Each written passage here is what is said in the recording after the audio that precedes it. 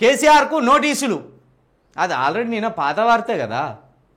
మాజీ మంత్రులు హరీష్ రావు, ఈటలకు కూడా వ్యక్తిగతంగా హాజరు కావాలన్న కాళేశ్వరం కమిషన్.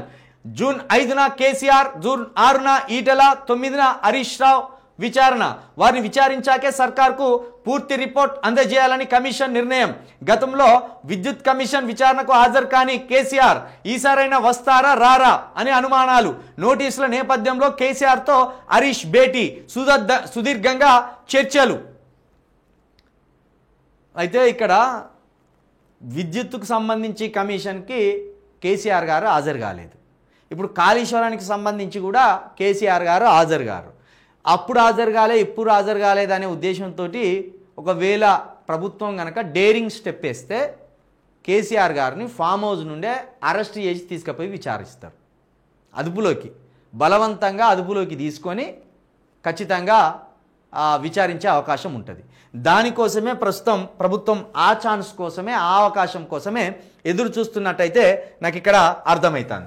ఎందుకంటే ఎన్నిసార్లు పిలిచినా కేసీఆర్ విచారణకు వస్తలేరు అనేది ప్రభుత్వం చూపెడుతుంది ప్రజలకు.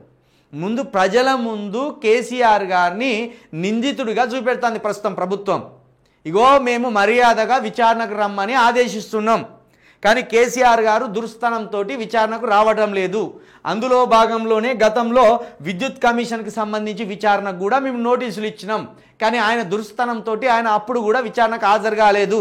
కానీ అప్పుడు వదిలేసినాం. ఇగో ఇప్పుడు కూడా కాళేశ్వరానికి సంబంధించి మేము విచారణకు ఆహ్వానిస్తున్నాం, కానీ ఇప్పుడు కూడా ఆయన రావడం లేదు అని 2-3 సార్లు ఈ ప్రజల ముందు చర్చ పెడతారు ప్రభుత్వం.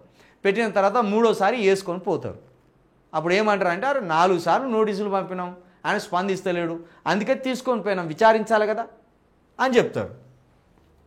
కాబట్టి కేసీఆర్ను విచారించవలసిందే, హరీష్ రావును విచారించవలసిందే, ఈటలను కూడా విచారించవలసిందే. దీంట్లో మనము అడ్డు చెప్పవలసిన విషయం ఏం లేదు.